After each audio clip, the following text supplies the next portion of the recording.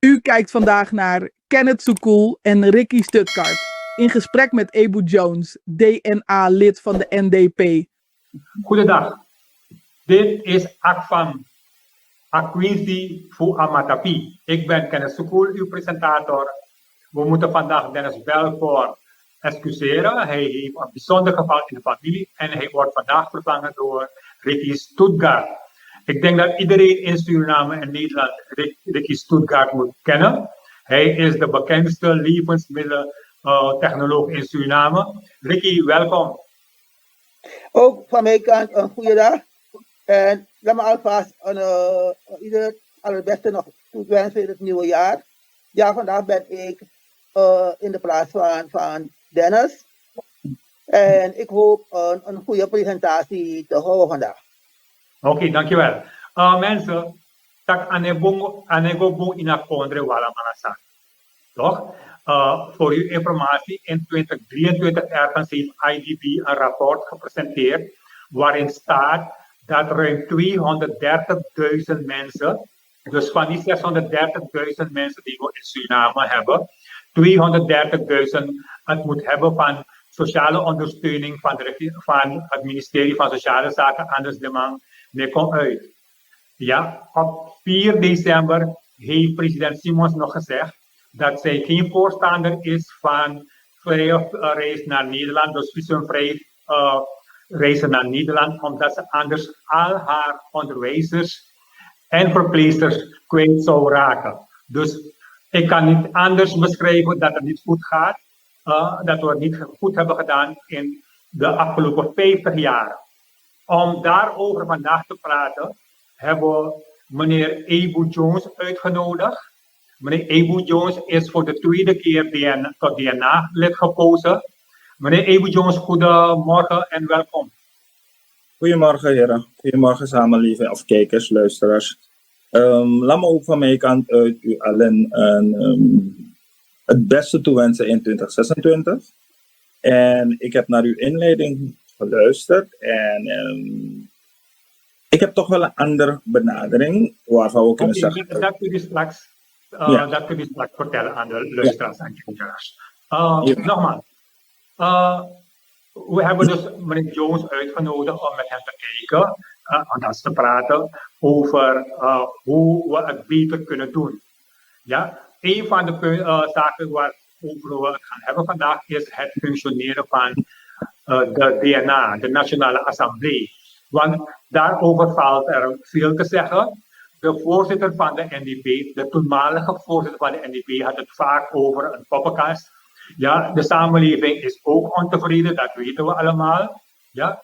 Maar meneer Ebu Jones, hoe zie jij het? Laat me dit, zoals ik zei, ik heb uw inleiding gevolgd. En ik heb toch wel een andere benadering ervan, in die zin dat ik juist ervan uitga de afgelopen 50 jaar, zeg ik dat we het niet te slecht hebben gedaan, in die zin van zaken kunnen veel beter. Maar ik probeer me niet te focussen alleen op datgene wat verkeerd is gegaan, maar ik probeer me ook te focussen op datgene wat goed gegaan is. Want op basis van wat goed gegaan is, kan je als hoop vastpakken om verder door te gaan. En datgene wat minder goed gegaan is, pak je ook maar dan om te gebruiken als lesson learned. Okay. Snap je? Wat we niet meer moeten doen of wat we anders zouden moeten doen. Als je naar Suriname vandaag kijkt, zou je kunnen zeggen, we hadden veel verder kunnen zijn. Of we zouden veel verder moeten zijn, gezien de potentie van dit land. Maar laten we alles behalve een doemscenario schetsen, waarbij we zeggen dat het veel slechter hadden kunnen zijn. Want u weet, het zou veel slechter kunnen zijn. Er zijn landen in de wereld waar het veel slechter aan toe is. Maar dat ontslaat ons niet van de verplichting om alles te doen wat we moeten doen. Op basis van goed bestuur, op basis van eerlijk, transparantie, corruptievrij en dergelijke zaken te doen, die ervoor zouden moeten zorgen dat die samenleving verdient datgene wat die samenleving zelf wenst te hebben. Dus er zijn mogelijkheden. Die samenleving heeft potentie, het land heeft potentie, maar met goed leiderschap zouden we toch wel verder kunnen zijn dan waar we vandaag zijn. Zegt u dat wij goed leiderschap hebben ontbeerd in de afgelopen 50 jaar? Er zijn leiderschapskwaliteiten waarvan we kunnen zeggen, we hebben te veel rekening gehouden als leiders met, of laat me het anders zeggen, we hebben niet echt gedurfd om maatregelen te treffen die van belang zijn voor die ontwikkeling van Suriname. Er is te veel rekening gehouden met het winnen van de volgende verkiezing, waardoor we juist datgene doen wat populistisch is en niet datgene doen wat noodzakelijk is. Oké, nee, daarmee kunnen we leven. Ricky, heb je een vraag voor Ebo? Ik ben grotendeels eens met wat meneer Jones aangehaald heeft. Omdat we altijd vaak kijken dus naar de laatste 50 jaar, is het niet goed gegaan. Maar het is veel langer niet goed gegaan met Suriname. En ik wil maar een paar voorbeelden geven.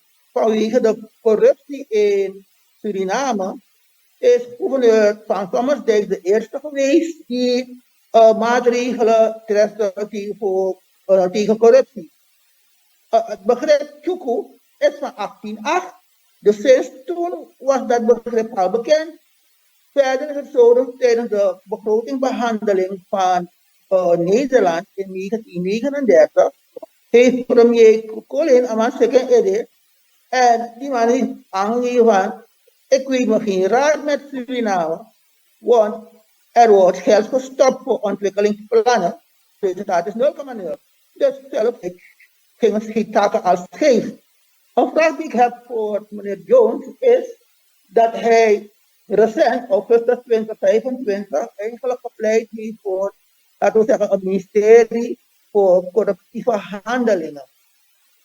Maar in 2023 had hij,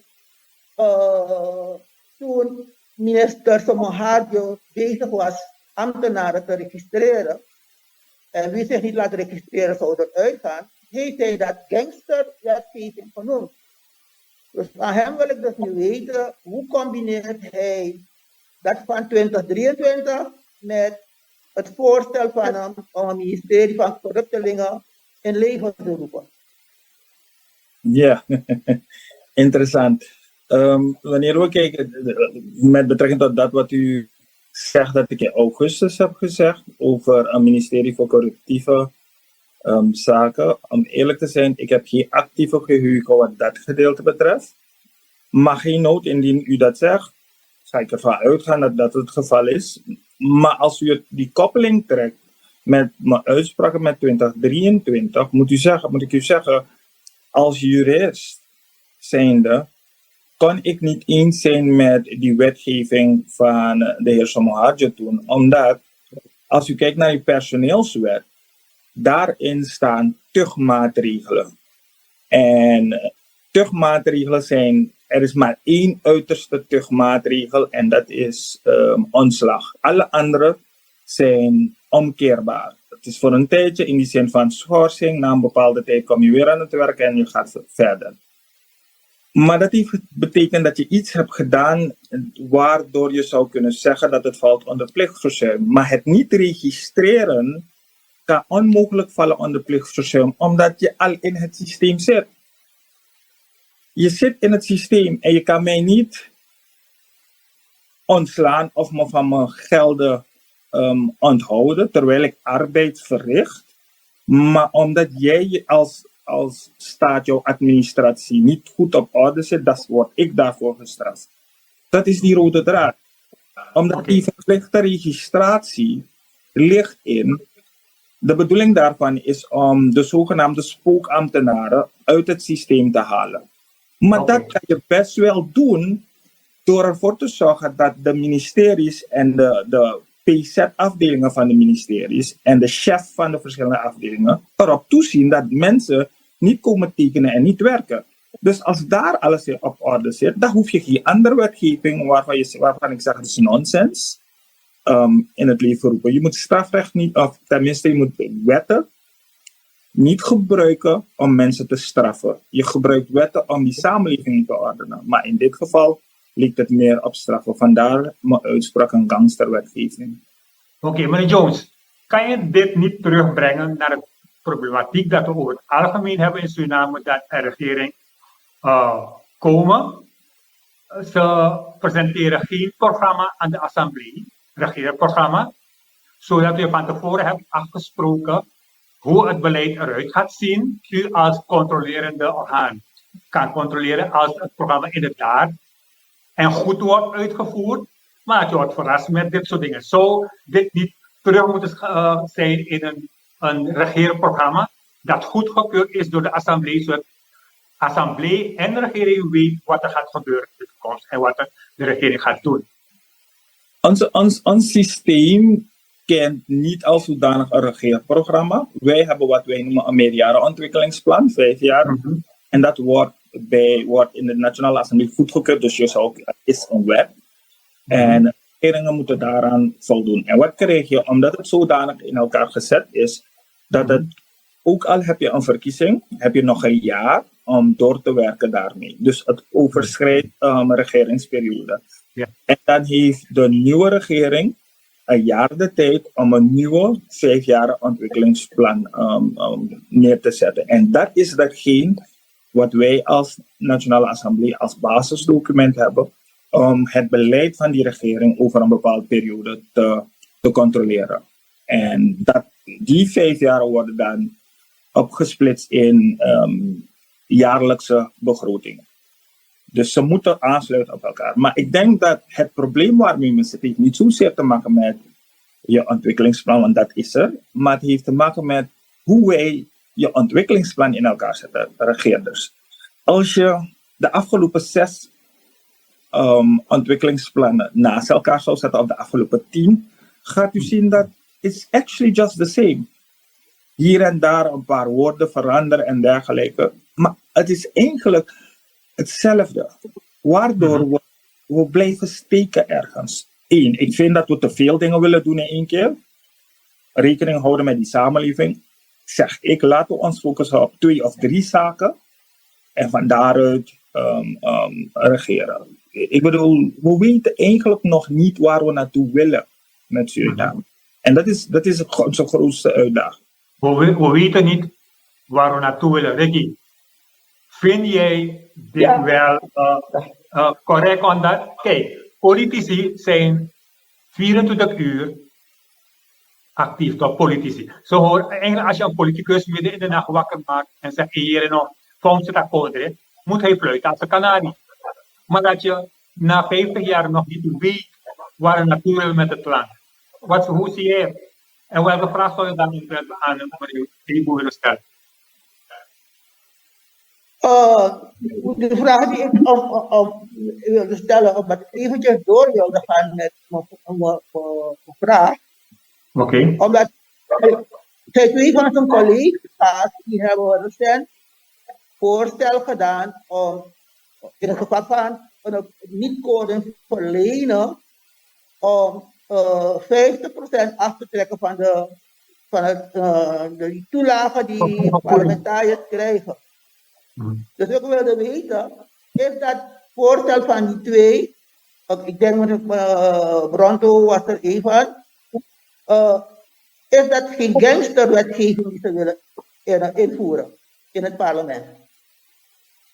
Dus ik heb het gehoord en ik heb het gelezen. En ik moet u zeggen, ik kan me niet helemaal terugvinden in de manier hoe het is verwoord. Maar wat ik wel zeg, is dat we op een gegeven ogenblik moeten gaan kijken naar onze ordereglement. In die zin dat je eigenlijk niemand quorum verlenen betekent dat je moet tekenen om 26 mensen in de zaal te hebben, aanwezig te hebben. En de vraag is, wanneer ga je iemand straffen? Wanneer de persoon geen quorum verleent. Maar quorum is 26 als ik teken als de 38ste lid. Heb ik geen quorum verleend, maar ik ben wel aanwezig in de vergadering. Dus die vraag is, hoe rijmt dat met datgene wat men wil doen? Ik begrijp de geest van die wet, maar ik zou het anders aanpakken. Ik zou het aanpakken in de vorm van, als die vergadering op om 10 uur is uitgeschreven, dat de voorzitter maximaal wacht tot 10:30. En wie na 10:30 tekent, daar moet je maatregelen tegen treffen. Dan ben je niet bezig met het focussen op quorum, maar dan ben je bezig met het focussen op correct op tijd aan het werk verschijnen om te werken. Je kan toch ook wat bij verschillende verenigingen gebeurt. Er wordt een vergadering uitgeschreven, er is geen quorum en er wordt een andere vergadering voor een andere dag uitgeschreven. En wanneer er dan geen quorum is, gaat die vergadering gewoon door. Is dat geen mogelijkheid? Dus het is een mogelijkheid in die zin qua vereniging, maar hier zou het een beetje tricky zijn, want wat je dan niet wil, is dat je een vergadering begint met zwaarwichtige onderwerpen en dan begin je die vergadering met 10 man. En dan heb je dan weer een andere uitdaging. Hoe kan je een besluit nemen, regaderen dat heel land, met 10 mensen maar in de zaal? Je draagvlak, ja, het breder discussiëren van het onderwerp waarover het gaat, daar zal er wel inbreuk aan worden gedaan indien we datgene wat u zegt, als we dat handhaven. Meneer Ebu, eigenlijk zijn we nu bij de kern van het probleem. Als de DNA-leden zich niet voorbeeldig gedragen voor de rest van de gemeenschap, moet u nog bijnemen dat ze een vergoeding krijgen van 130.000 SRD. U zei me in het voorgesprek 90.000 netto. Maar ze hebben gevraagd om gekozen te worden, om de belangen van de samenleving te gaan dienen. En als ze dat niet serieus nemen, wie zal nog serieus zijn in het land? Maar ligt het probleem bij je ordereglement of ligt het probleem bij de politieke partijen? Want ik ga ervan uit dat politieke partijen de eerste verantwoordelijkheid heeft om de juiste mensen met de nodige discipline, met de nodige kwaliteit te plaatsen op een kandidatenlijst om vervolgens gekozen te worden. Wanneer het schort bij de politieke partijen en wanneer de politieke partijen alleen erop gefocust is om maximale winst binnen te halen, bovendien dat is eigenlijk waar het om gaat bij de verkiezingen. Maar je kan dat niet doen om alleen populistische mensen op een lijst te zetten waarvan je twijfelt aan hun, of laat me het anders zeggen, waarbij je geen zekerheid hebt aan hun discipline en aan hun kwaliteiten. Maar alleen het feit omdat de persoon populair is en enige vorm van aanhang en stemmen binnen zou kunnen halen, als dat jouw enige criterium is om iemand op een lijst te zetten, dan hebben we een grote uitdaging. Want dat van ordereglement en dergelijke is een andere fase. Het is net als in je huis. Als je je kind niet de juiste opvoeding geeft, zal hij wanneer hij aan het werk komt en er regels zijn, zal hij zich niet houden aan de regels. Ongeacht, en dan ga je de regels willen veranderen? Kan, maar ik zeg, begin in je voorfase en dan heb je alvast die eerste selectie gemaakt. En wanneer blijkt dat de regels verder aangescherpt moeten worden, dan zal dat moeten gebeuren. Maar het ligt in de basis bij de politieke partijen om mensen zoveel mogelijk met de juiste kwaliteit en de juiste discipline op een lijst te plaatsen om gekozen te worden in je hoogste college van staat. Meneer Joosma, de ervaring is dat alles van heeft dat de mensen in opdracht van de partij wegblijven en soms blijft de hele partij weg. Dus hoe gaan we dit proberen oplossen? Ik kijk altijd naar mezelf. Kunt u nog maar even. U zegt u kijkt naar uzelf. Mogen de assembleeleden een eigen wil hebben in de Surinaamse constellatie? Natuurlijk wel. Ik heb al eens morgen. Als je de opdrachten van de voert. Ik heb dat toch bewezen. Ik heb toch bewezen dat bij die casino-wetgeving, als u dat nog kunt heugen, dat lid Sadi en ik de enige 2 mensen van de oppositie zijn die er tegen hebben gestemd en de overige oppositieleden toen zich hebben onthouden van stemmen of uit de zaal zijn gegaan. En lid Taddy en ik hebben ervoor gekozen, gezien het belang voor die samenleving, om gewoon in die zaal te blijven en tegen te stemmen. Ik moet je zeggen, in de coalitie, althans in de fractie van de Nationale Democratische Partij, hebben we vrijwel die vrijheid om onze stemgedrag of aanwezigheidsplicht in te vullen naar eigen goedvinding. En ik moet je zeggen, dat is democratie in mijn optiek, omdat we dat te krijgen. Anders dan wat men denkt.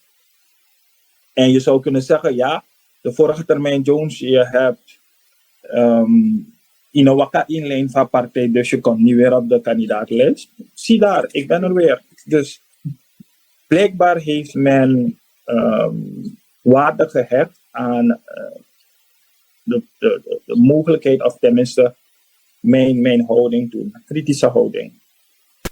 Het kan toch ook zijn dat men geen ander lid of beter lid had in die kering. Dat zou van kracht kunnen zijn als we nog die stikstelsel hadden. Maar nu hadden we een landelijke evenredigheid. Maar dan nog de mensen in die kering moeten ook stemmen. Toch? En dat herkennen in. Overwegend, in die kering overwegend.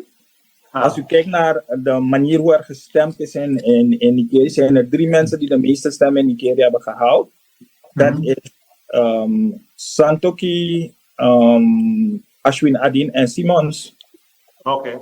En zij zijn niet van Nigeria. En ik ben van Nigeria en dan nog heeft men anders gekozen. Dus het heeft niets te maken daarmee. Oké. Meneer Jones, hoeveel van uw collega's hebben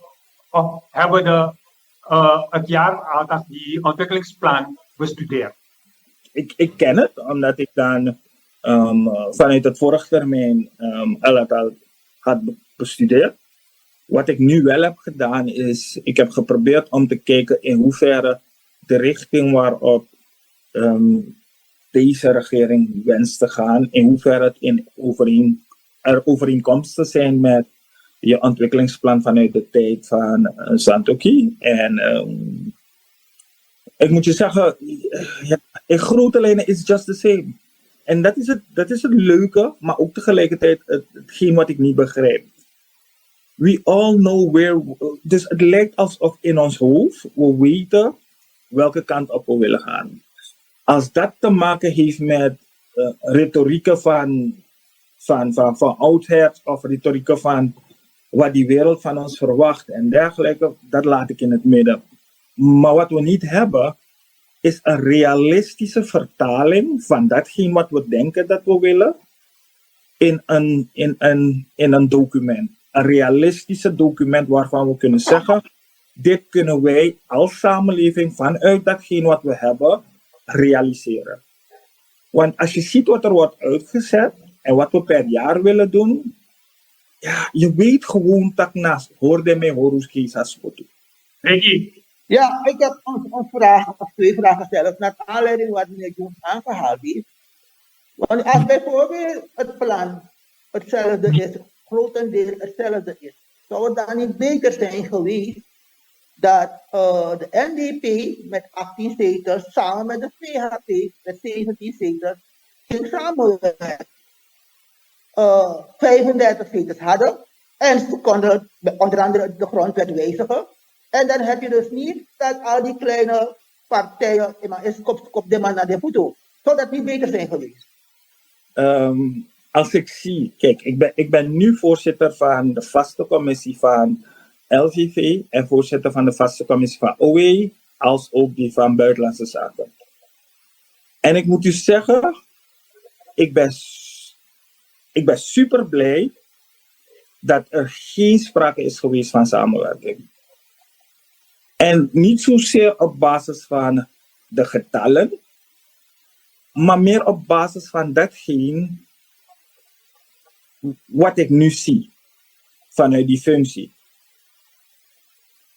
Kort na de verkiezing zou je denken, dat zou wel ideaal zijn. En dan wil ik dan met u eens zijn, het zou ideaal kunnen zijn.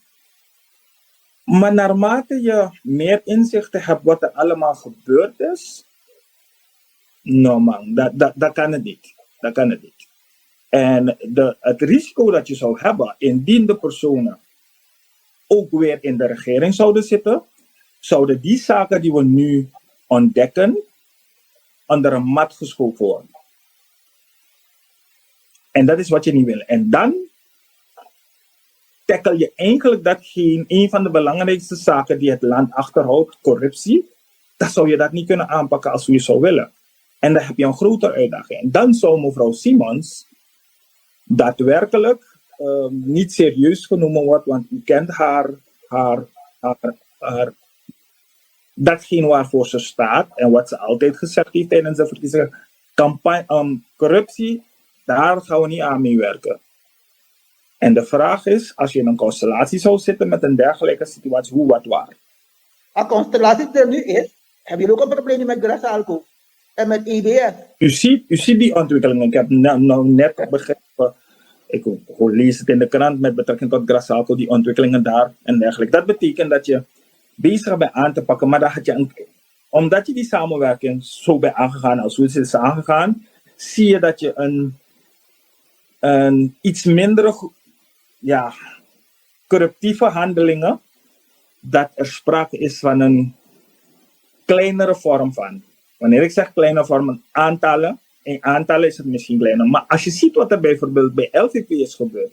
LVP is nog bij lange na nog niet klaar. Alle vormen. En daar praten we over OE. Daar praten we over, you just name it. In alle en laat me, ik neem altijd Melkcentrale als voorbeeld. Melkcentrale, als je gewoon naar het bedrijf kijkt, zou je denken, it's a small company, een klein bedrijf. Maar die schatting van de justitiële autoriteiten is dat er in 3 jaar tijd meer dan 300 miljoen SRD verduisterd is geworden. Hoe kan dat? Meneer Ebo, Melkcentrale, SLM, alle bedrijven horen een jaarverslag in te leveren bij haar aandeelhouder, in het geval LVV. Er is een wet in 2017 ook aangenomen waarin, ik denk, exclusief staat dat wat de plichten zijn van de bedrijven voor wat betreft jaarverslag. Als er geen controle is, wanneer en of, als nu blijkt dat SLM vanaf 2015 geen jaarverslag heeft gepubliceerd, en ik heb geen enkel assembleelid in de afgelopen 10 jaar horen vragen naar een jaarverslag. Dus als men over SLM praat of over landbouw, minister, mag ik het jaarverslag zien. Dan moet ik u zeggen dat u het gemist hebt, hoogwaarschijnlijk. Want ik moet u één ding vertellen. Lid Ronnie Asabina, dat is eigenlijk zijn stokpaardje geweest de afgelopen 5 jaar. Omdat hij als belastingdeskundige en ook een van de voorzitters van een oppositiepartij toen, heeft continu gevraagd naar naleving van de wet op de jaarrekening. Heeft er continu naar gevraagd. En er is continu vanuit de coalitie toen steeds weer uitstel gegeven. Een ander ingangsdatum, een ander ingangsdatum. En we waren Meneer Ebo, je hebt toch als assembleelid het recht om de minister te interpelleren. Als je 7 mensen kan vinden als ondersteuners. Maar dan moet je wel een voorzitter hebben die vergadering wil uitschrijven.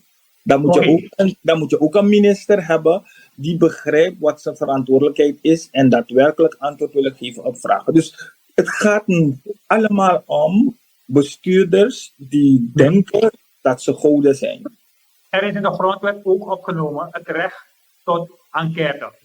Waarom hebben jullie, want de NDP aan de NDP daar mag niet, waarom is die wet nooit aangenomen en gepubliceerd, zodat geen enkel voorzitter van de assemblee kan zorgen dat ministers worden gedekt of beschermd? Ik weet dat we nu bezig zijn. Ik dacht dat lid Ansadi daarmee bezig is om te kijken naar het formuleren van een organieke wet ter uitvoering van. En ik weet ook dat vanuit onze verantwoordelijkheid, dit is mijn tweede termijn, DNA. Vorige termijn heb ik mijn eerste wet initiatiefwet. Want je zou het kunnen doen als die regering het niet wil doen, dan kan je het via initiatiefwet doen als parlementslid. Heb ik een initiatiefwet ingediend en dat is schrappen van de muilkorfwetten vanuit je wetboek van strafrecht. En het is nooit behandeld geworden. Dus omdat het van een oppositiepartij kwam toen, een partij of een DNA-lid vanuit de oppositie, vond de coalitie het niet nodig om het te behandelen. Nou, dat is een van de redenen wat mij weerhouden heeft om een enquête, tenminste die wet met betrekking tot enquêterecht, in te dienen. En natuurlijk zou je kunnen zeggen, en nu kan je het indienen. Dat kan. Maar een lid is al daarmee bezig. Althans, haar intentie. Ze heeft de intentie om daarmee bezig te zijn. Jullie zijn in staat geweest om sommige wetten binnen 24 uur aan te nemen. Binnen 24 uur. Wanneer? Want ik was er toen niet bij. Het is u niet bekend, maar er zijn wetten aangenomen binnen 24 uur. Ja, gewoon er doorheen gejaagd. Toch? Waarom moet mevrouw Sadi alleen aan die wet werken? Wat doet de rest?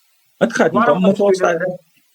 Nogmaals, ik zeg niet dat zij het alleen doet, maar zij is de trekker waarschijnlijk. Zij speelt met de gedachte. Ik heb andere wetten waaraan ik werk. En wat je niet moet hebben, is dat je aan 100 dingen werkt en niets van de grond komt. Dus het is van belang dat DNA-leden zich gaan concentreren op specifieke zaken. En ik heb voor mij, gezien mijn achtergrond, heb ik... Also weten dat corruptie. Ja, eigenlijk zoals president Bouterse het toen niet zegt in 2010. Ja, een kankerverzwel is in het land. En dus je het ook zelf over LWV, waar het bijna geen bodem te zien is van de corruptieve activiteiten daar. Dat zou ik neem ik aan, als je inderdaad dat wil voorkomen, want mensen opsluiten is één, maar door mensen op te sluiten in de Kisamoni Bakar. Al die vernietigingen die hebben plaatsgevonden, kan je niet meer terug in 1 dag repareren. Dus waarom kunnen de belangrijke wetten die van levensbelang zijn voor dit land, ja, niet met, hoe noem je dat, met alle haast aangenomen worden? Ricky, jij kan overnemen. Ik heb een vraag voor meneer Jones. Omdat hij op 19 januari heeft hij de burgers opgeroepen om zich niet te laten opjutten voor straatactie. Maar 17 februari 2023 kwam man bij de zichtbaar ook toe tijdens een bestorming voor de assemblee. Is dat niet een beetje tegenstrijdig dat je dus nu mensen oproept om geen straatacties te organiseren? Ik heb niet gezegd. En ik heb nooit gezegd dat mensen geen straatactie moeten voeren. Dat heb ik niet gezegd. Wat ik heb gezegd is dat mensen, als ze ontevreden zijn, op alle manieren, datgene wat de grondwet voorschrijft, die mogelijkheden zouden moeten gebruiken om hun misnoegen te uiten. En daaronder valt ook straatactie. Dus zie daar dat ik dat niet heb gezegd dat ze het niet moeten doen. Wat ik wel heb gezegd is om het besluit te nemen om gebruik te maken van bepaalde actiemodellen en die ontevredenheid, laat die ontevredenheid niet ingegeven zijn door politieke rancune en politieke retorica. Laat het zijn op basis van zaken van fundamentele aard. Dat is wat ik heb gezegd. Dat is 1. En 2, 17 februari 2023 heb ik niet meegedaan aan een straatactie. Als volksvertegenwoordiger zat ik in het parlement toen het parlement werd bestormd. En als het parlementgebouw wordt bestormd en ik daar ben, ga ik die samenleving te woord staan, ja, want ik ben hun volksvertegenwoordiger. En het incident met de agent is omdat de agent vond dat ik sneller moet lopen en op basis daarvan zijn vieze handen aan me gezet heeft. En niemand gaat dat doen, ongeacht wie je bent. Zonder aanleiding gaat niemand dat doen, ongeacht wie je bent. Je kan de president zijn of wie dan ook. Niemand komt aan mijn lijf. En ik denk ook dat u diezelfde mening toe bent gedaan. En dan wat tiki is goed op dat moment. No. Mine is goed, Robbie. Ik kan scherp zijn. En het enige wat ik heb, ja, ik heb een gevechtssport gedaan. Maar mijn grootste wapen en mijn sterkste wapen is mijn mond. Maar uiteindelijk, if he vast me, dan gaat automatisch een reflex in me aan en dan ga ik willen reageren. Dus dat is wel jammer dat een agent niet weet wie is. En achteraf blijkt dat de persoon zich heeft verontschuldigd. Maar look up is dat die man. De essentie daarvan is dat het niet zo is dat ik nu mensen niet oproep. Ik ga niemand oproepen om straatacties te voeren. Wat ik zeg is, mensen, je bent vrij om gebruik te maken van de mogelijkheden die de grondwet ons biedt om onze misnoegen naar beleidsmakers te kunnen uiten. Maak er gebruik van, maar laat de basis van het gebruik maken daarvan geen politieke motieven zijn. Oké. Maar ik wil laten teruggaan naar het functioneren van de Nationale Assemblée. Kunt u met me meegaan dat als de Nationale Assemblée haar taak, en dat is het controleren van de regering. Want je hebt controle in alle organisaties, is controle de meest belangrijke werkzaamheid. Want als je het controleert, gaat alles verkeerd. Toch? Ja. Ben je ermee eens dat in de Assemblée doen we een rokomoroboom? We hebben daarnet aangehaald SLM, LVV, OW. Dat als je van tevoren weet wat de werkzaamheden gaat zijn die de minister gaat uitvoeren, in een tijdslijn uitgezet, met de financiële middelen die hij ter beschikking heeft. Ja, dat het controleren van de regering en voorkomen van corruptie en wandaden voorkomen kunnen worden. Bedoel je assemblee of bedoel je coalitie? Nee, het maakt niet uit. Het is de assemblee, de coalitie. Dat is ook hard. Ik ben ook voorstander. Ik ben diezelfde mening toegedaan wanneer u zegt, is de assemblee. Want ik geloof in 51 mensen. Ik geloof niet in oppositie en coalitie. Maar die realiteit is wel dat de numerieke meerderheid bepalend is. Want als u, ik weet niet als u nog kunt heugen, de gevallen van Nieuwsurfing, HPSG en noem maar op van de vorige termijn. Het is de oppositie die het aan het rollen gebracht heeft, juist op basis van je controle. Maar om controle te kunnen uitoefenen als zodanig, heb je het recht om informatie op te vragen. Daarom hadden wij toen ook de wet om openbaarheid van bestuur hebben we ingediend, wat ook niet is behandeld door de vorige coalitie, althans de vorige parlement.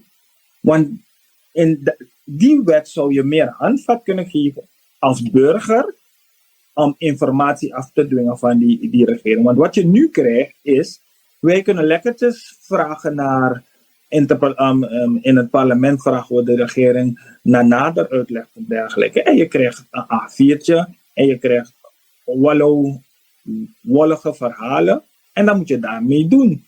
En ook dat ligt dan aan die voorzitter van de Nationale Assemblée om een vergadering uit te schrijven daarover. En als zij dat niet willen, omdat het die regering op een of andere manier onder druk zou zetten, dan schrijven ze het niet uit. Maar dan zijn we wel een schreeuwende in de woestijn. Dat we maar nu, meneer Ebo, hebben we jouw partij als grootste in de Assemblée, de voorzitter van de Assemblée, die komt uit jouw partij.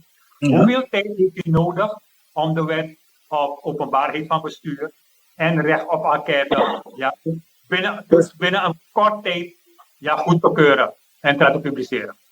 Dus ik bepaal die lijn van die voorzitter niet. Maar wat ik wel kan doen, en dat is wat we al hebben gedaan, er is al een commissie van rapporteurs benoemd voor de wet op openbaarheid van bestuur. Dus het ligt nu aan de commissie om voorvarend actoren te horen en dergelijke, zodat het in openbaar kan worden behandeld. Dus ik hoop, en vanuit mijn kant zal ik met de voorzitter van de commissie van rapporteurs praten, om er meer vaart achter te zetten. Dat is wat ik kan doen. Idem voor recht op enquête.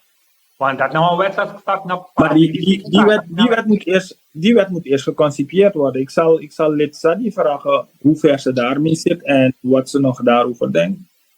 Ik zou die wet ook graag willen horen, want die wet zorgt wel ervoor dat je ministers flink aan de tand zou kunnen voelen wanneer het gaat om bepaalde onderwerpen. Dus ik heb er geen probleem mee. Alleen zeg ik nu op dit ogenblik, heb ik 7 wetten waar ik initiatiefnemer van ben en ik wil niet nog eentje op me nemen. Anders... Meneer Jones, in onze corridor van de douane. No. Oké, want Kijk, jullie kijk kregen u naar kwaliteit of kijk u naar kwantiteit? Heren, Wat is voor jullie u krijgen belangrijk? 90.000 SRD per maand. Wat zei u? En jullie krijgen 90.000 per maand netto. Jullie kunnen Maar dat best is wel.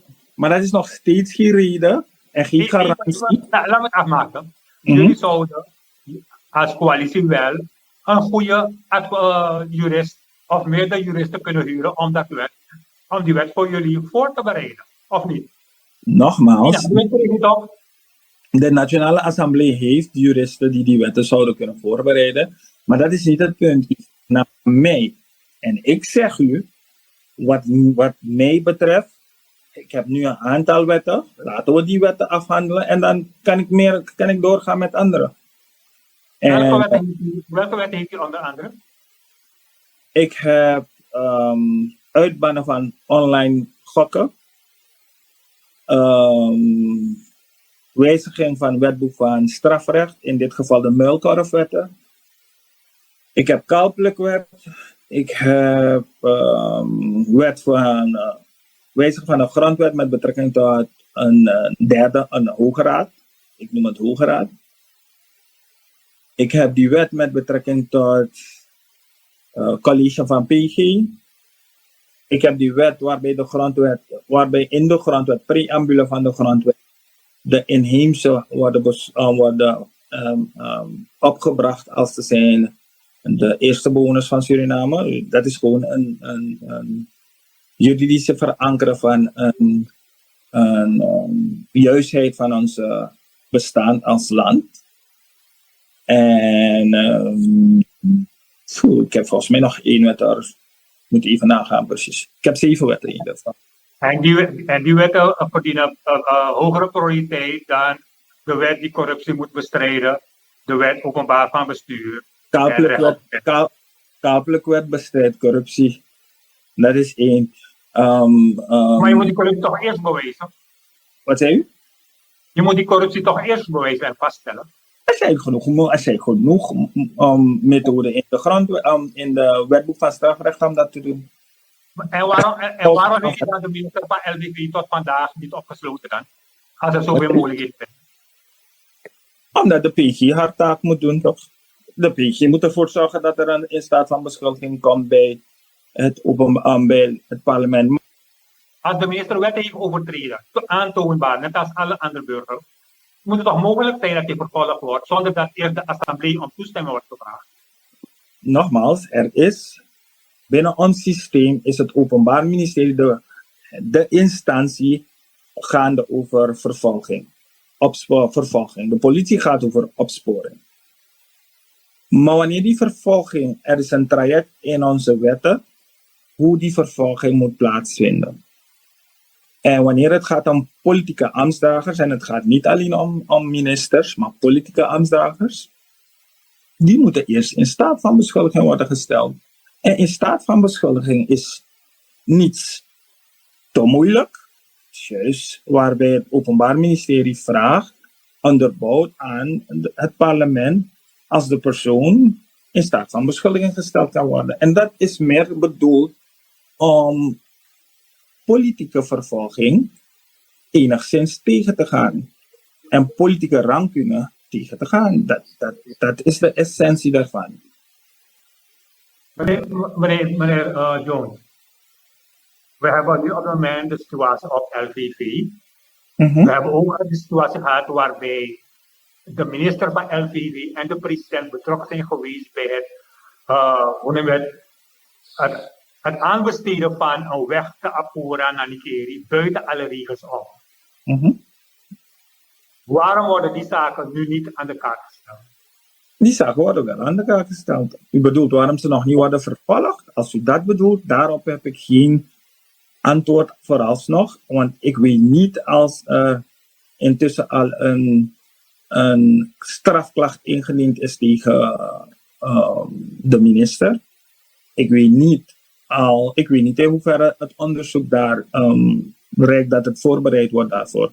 Meneer Nankusing heeft toen een klacht ingediend met begeleiding van minister Kanhai. Toch? Dus er is een klacht tegen de president en de minister ingediend. Dan moet u de PG voor. Dan ligt het Maar, op de PG. maar kunnen jullie als assemblee de minister, de PG niet vragen stellen daarover? Ja, Dat hij daarover schrijven. we hebben toch ook zelf in tussen 2020 en 2025 een aantal klachten ingediend als parlementariër bij de PG. En geen van die dingen zijn als zodanig geleid tot een strafrechtelijk onderzoek. Dus snapt u, nee, laat me dit anders zeggen. Hoogwaarschijnlijk is dat ook een van de redenen waarom we serieus moeten gaan nadenken over herstructureren van onze rechterlijke macht. Maar meneer Jones, kunnen we dat alles niet voorkomen? Nogmaals, teruggaan naar het regeerprogramma. Dat wanneer de assemblee heeft goedgekeurd wat de minister kan doen voor een bepaalde jaar. Ja, en er staat daarin geen weg van Apura naar Nikeri erin. Dat de minister zich daarmee niet bezig kan houden. Want dan is het per direct vervolgbaar. Want hij treedt de afspraken die door de assemblee is goedgekeurd, toch? Laat me het nog scherper zeggen. Wat de Nationale Assemblée goedkeurt is een wet. De begroting, de jaarbegroting is een wet. En wetten kan je niet zomaar overtreden. Wetten kan je niet overtreden. Conform de wet werken. Ja. En als dat niet erin is opgenomen, kan het niet plotseling gebeuren. Dat is één. En dat is, als we kijken naar de zaak hoofdraad, dan gaat u zien dat daar de rechter enigszins gezegd heeft dat het komt erop neer dat je kan gelden bestemd voor A niet zonder meer gebruiken voor B. En dat levert een strafbaar feit op. Dus zie daar dat je al jurisprudentie hebt. Dus ik ga ervan uit, ja, die zaak is nog geen hoger beroep. We hopen 19 meer duidelijkheid te hebben over de zienswijze van de lagere rechter in dat geval.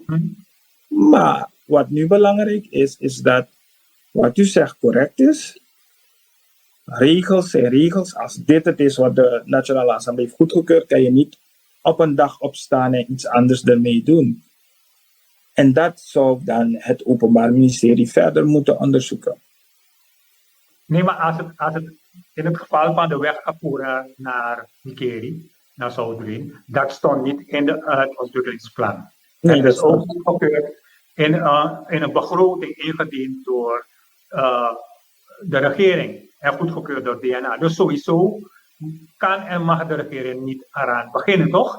Dus nu kom ik terug op het functioneren van het DNA. En dan hebben we het over de alle 51 leden. Wat moeten we doen, meneer Hebo, om ervoor te zorgen dat alle 51 assembleeleden zich in eerste instantie gedragen als controleurs aangesteld door de samenleving om de regering te controleren en niet om de partij te beschermen als het verkeerd gaat. Wat moeten we daaraan doen? We hebben, voor zover ik het weet, met betrekking tot die weg, hebben we het aan de orde gesteld in de Nationale Assemblée. En hebben we ook vragen gesteld. Niet alleen de oppositie toen, maar ook, ik weet ook nog dat lid Jogi wat dat betreft een beetje scherp tegen de minister was. Dus zie daar. De vraag is niet wat de Nationale Assemblée moet doen. De vraag is wat hebben de bestuurders met de kritische opmerkingen van de Nationale Assemblée gedaan. En dat is precies wat er vaak genoeg speelt. Regeerders denken aan het volgende termijn. Die 51 leden, hoe gaan we ervoor zorgen dat zij zich gedragen als volksvertegenwoordigers en niet als vertegenwoordigers van de regering in de DNA? Want als iedereen zich als u en Jogi zou gedragen, zou je het huis kunnen sturen bij wijze van. U stelt me een vraag waarop ik u geen antwoord kan geven. Want u stelt me wat moeten wij doen om mensen hun gedrag of mensen te stimuleren om zich te gedragen conform. Iedereen heeft zijn eigen verantwoordelijkheid. Ik heb mijn verantwoordelijkheid, daarom ben ik kritisch ook tegen de regering waar mijn partij enigszins de leiding van heeft. Ik ben kritisch tegenover mijn regering. En als ik ze moet zeggen wat ik ze moet zeggen, omdat het in nadeel is van die samenleving, I'm gonna do that.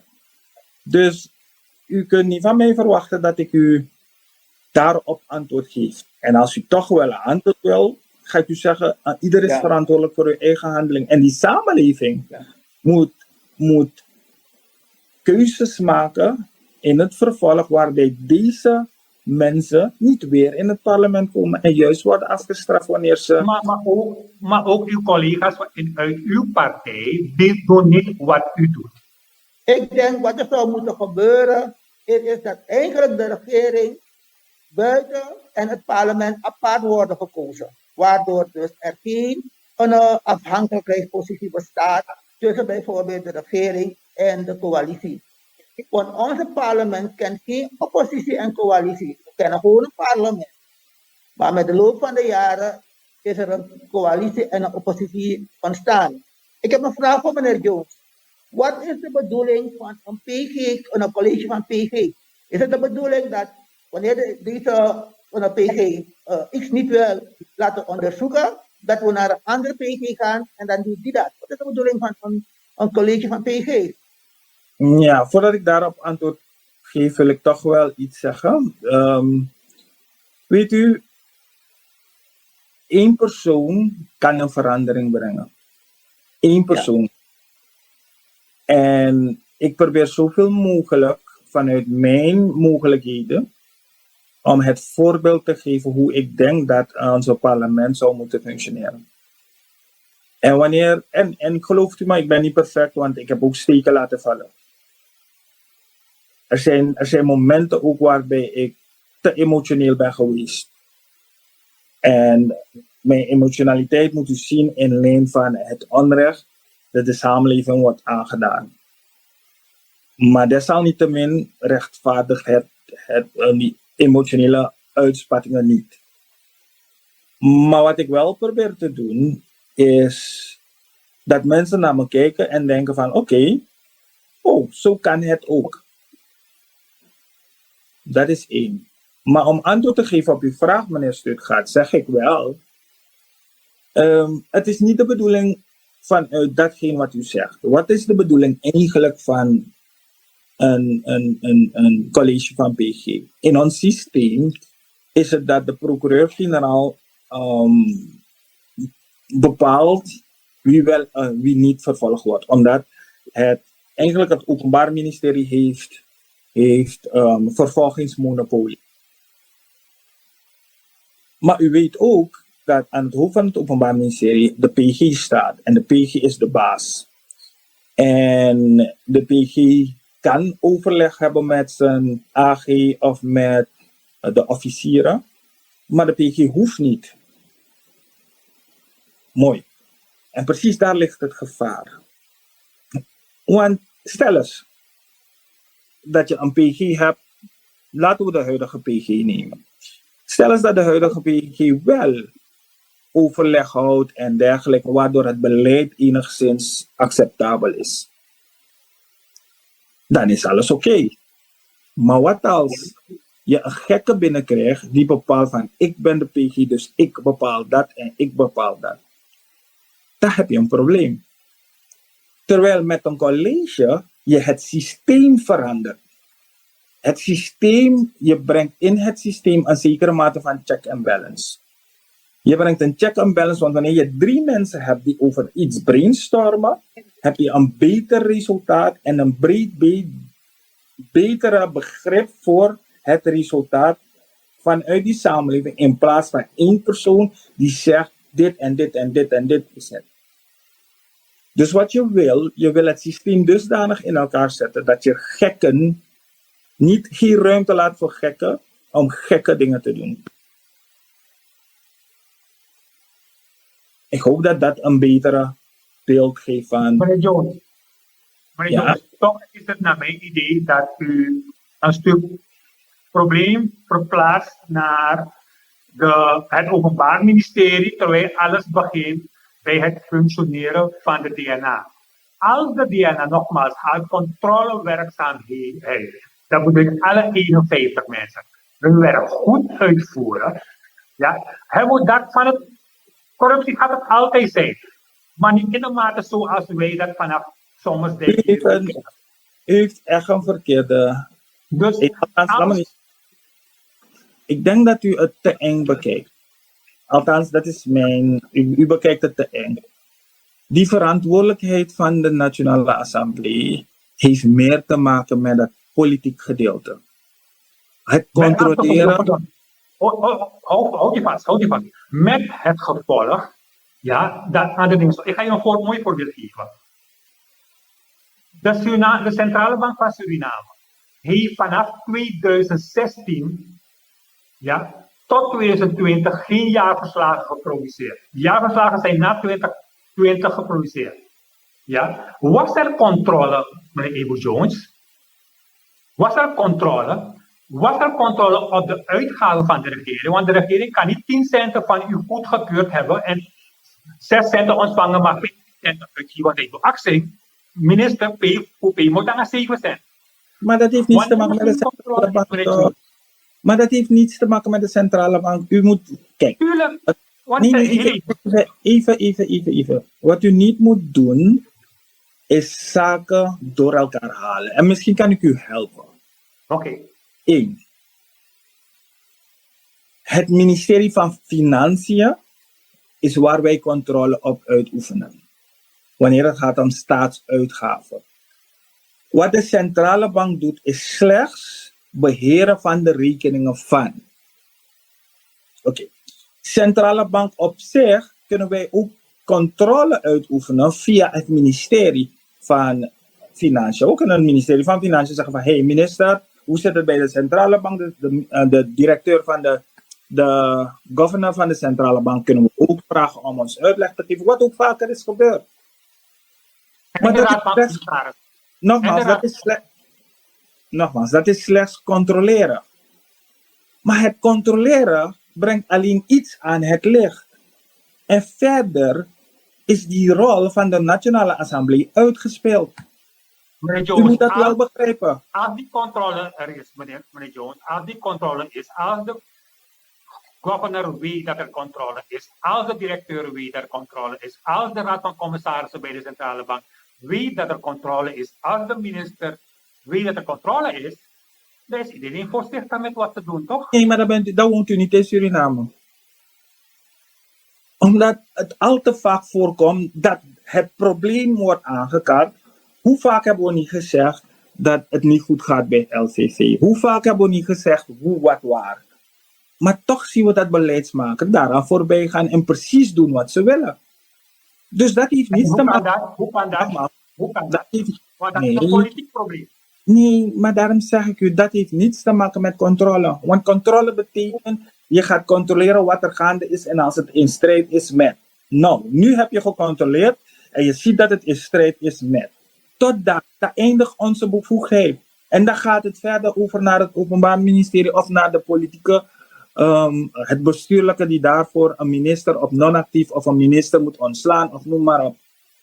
Dat is waar het om gaat. Oké, meneer Jones, we zijn gekomen aan het eind van het programma, want we zijn langer dan een uur bezig. Ja. De discussie is spannend. Mhm. We hebben meneer Stuttgart weinig aan het woord gehad, omdat er iets mankeert aan het geluid van Ricky Stuttgart. Maar ik hoop dat onze technicus dat kan monteren. Kijkers en luisteraars, ik hoop dat u toch wat informatie hieruit kunt halen. Ja, en voor uzelf kan nagaan waar de problemen ongeveer liggen. We hebben het voornamelijk gehad over de corruptie en het voorkomen daarvan en op het laatst nog over het functioneren van de PG.